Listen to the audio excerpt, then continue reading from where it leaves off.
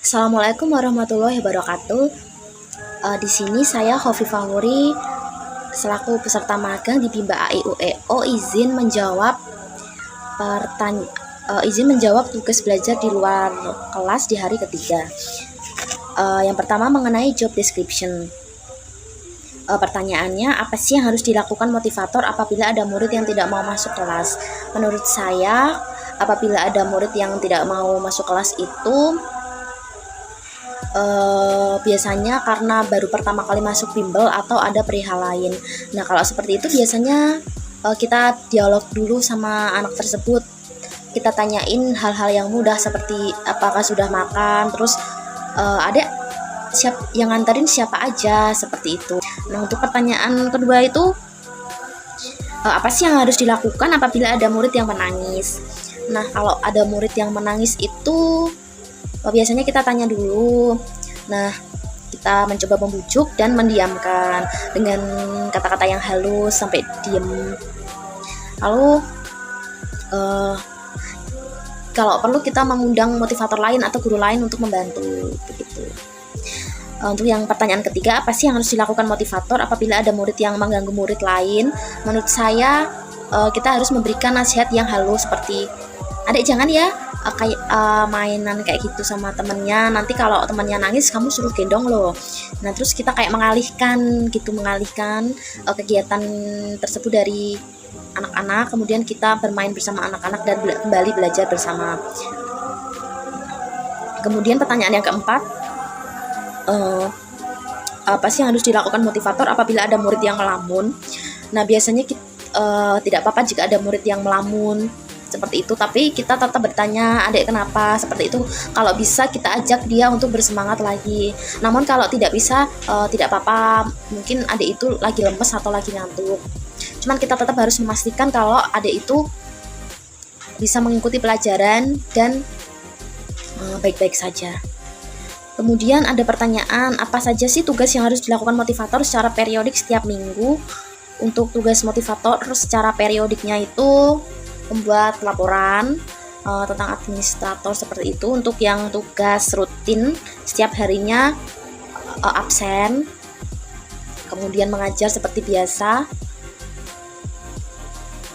kemudian sebelum pulang absen lagi, kemudian selama itu selama pelajaran itu mengecek daftar hadir murid, begitu, kemudian mencatat siapa yang izin, siapa yang nggak masuk, kemudian memberikan PR dan lain-lain. Lalu bagaimana cara motivator mengetahui karakter dan kesukaan anak? Nah, di sini bisa dilakukan dengan cara bertanya langsung, ya, berkomunikasi dengan anak tersebut tentang kesukaannya, hobinya, begitu. Dengan begitu kan kita tahu karakter anak ini seperti apa. Jadi kita bisa mengarahkan nanti cara belajarnya seperti apa. Kemudian pertanyaan mengenai tugas dan tanggung jawab motivator. Yang pertama, target suasana dan kegiatan di kelas Bimba AIUEO yang harus dicapai oleh motivator itu ada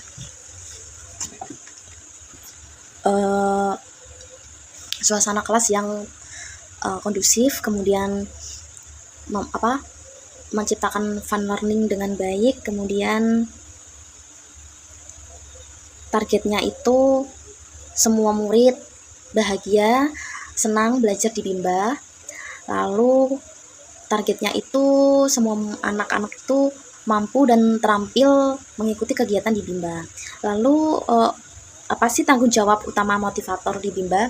Tanggung jawab seorang motivator itu harus jujur, kemudian memiliki sikap peduli, sikap disiplin, dan dapat bekerja sama dalam tim. Seperti itu. Lalu bagaimana sih cara motivator untuk mencapai target atau tugas di kelas Bimba AIUEO? Caranya itu motivator harus bisa meyakinkan anak-anak mau mengikuti kegiatan di Bimba dengan cara mengajarkan bahasa-bahasa Bimba kepada anak tersebut. Kemudian mengenai tanggung jawab motivator, selanjutnya ada pertanyaan, apa sih yang harus dilakukan motivator untuk menjadikan suasana di kelas itu aman? Nah, untuk ini itu kita harus mengarahkan anak-anak agar selalu kondusif, selalu tertib begitu. Meskipun anak-anak itu susah, tapi kita tetap harus sedikit-sedikit perlahan-lahan itu mengarahkan. Pokoknya bagaimana caranya kita tuh membujuk, caranya kita harus menemukan ide untuk membujuk anak-anak agar anak-anak itu mengerti arahan kita. Kemudian apa sih yang harus dilakukan agar suasana di kelas nyaman? Nah, nyaman di sini tuh berkaitan dengan kondisi suasana kelas. Menurut saya di sini kelas harus bersih, lalu lantainya juga harus bersih, apalagi kan ini untuk anak-anak ya, jadi lantainya kalau bisa dikasih karpet yang empuk seperti itu, atau lantainya empuk begitu. Kemudian mejanya juga nggak rusak, jadi anak-anak itu nyaman. Kemudian AC-nya nyala, dan kalau bisa temboknya itu catnya tuh yang warna-warni, ada tempel-tempel gambar-gambar, jadi anak itu merasa lebih bersemangat, seneng dan nyaman. Kemudian motivator dalam mengasihi dan menyayangi murid itu juga harus adil dan sama rata. Tentunya dengan kita mengetahui karakter masing-masing anak terlebih dahulu, karena tidak semua anak itu karakternya sama. Kemudian apa yang harus dilakukan motivator untuk menjadikan kegiatan bermain sambil belajar itu menyenangkan? Jadi motivator itu harus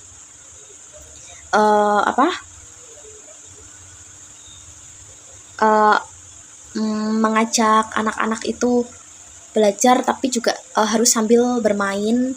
Nah, seperti menghitung sambil bernyanyi, membaca sambil bernyanyi, lalu bercerita, mewarnai, dan lain-lain. Nah, itu kita tuh harus memastikan bahwa anak tersebut tuh senang dan semangat. Kita melihat dari ekspresinya, terus apakah dia mengikuti pembelajaran atau tidak. Kemudian bagaimana sih untuk memastikan anak melakukan kegiatan yang berhubungan dengan minat belajar? Kita sebagai motivator mengawasi anak tersebut. Jadi kita memberikan materi atau memberikan soal seperti itu untuk dia belajar, dan kita tuh mengawasi setiap anak tersebut begitu. Dan tidak lupa untuk memberikan reward. Kemudian yang terakhir, bagaimana memastikan anak melakukan kegiatan sesuai dengan tahapan perkembangannya. Jadi kita koreksi. Jadi setelah kita berikan sebuah materi, kita koreksi. Kemudian kita mengulangi materi tersebut. Kita harus tetap memastikan anak itu bisa dan lolos materi tersebut. Nah, kalau udah memastikan hal tersebut, baru kita menyebut anak itu mampu dan terampil. Sekian jawaban dari saya. Terima kasih. Wassalamualaikum warahmatullahi wabarakatuh.